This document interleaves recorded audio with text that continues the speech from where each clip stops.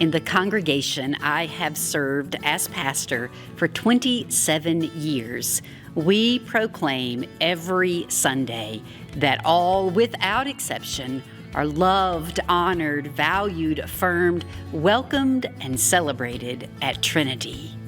We regularly proclaim that all are created in the image of God and that God deeply loves all of God's children.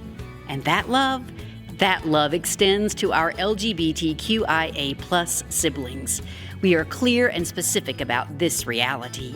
In the past 4 years since Trinity became an RIC congregation, dozens of queer people have been positively impacted by the truth of the gospel, the all-inclusive love of Christ. Slowly but surely, the deep wounds caused by the church are being healed. And how lucky and honored and blessed I am to play a role in this transformation. Seeing Jesus around us happens when we can see Jesus in ourselves. Decades of exclusion from the church make this difficult for the queer community. However, many of us have been blessed to find a community of faith where that has changed. At Trinity, I was given the gift of seeing Jesus in the eyes of my partner of over 16 years as we were married at the altar in the beautiful sanctuary we call home. I see Jesus every time another queer person finds their way to worship and hears for the first time that God created them to be gay, queer, or trans, and that is beautiful and valued and affirmed. When they breathe a sigh of relief and tears fill their eyes, I see Jesus.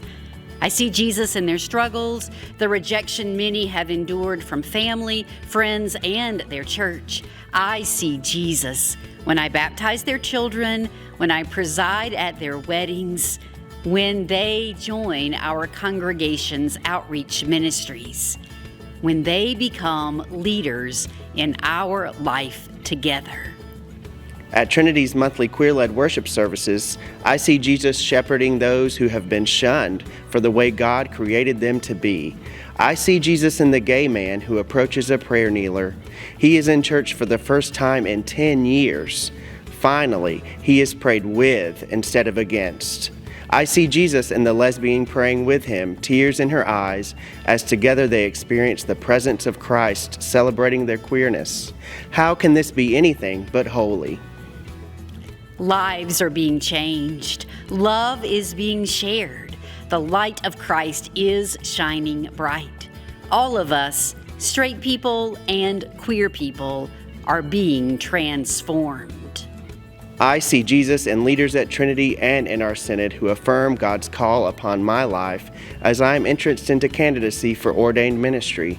Jesus is present, encouraging us all to speak openly and freely about the unique gifts members of the queer community bring to the church. Being silent is not helpful.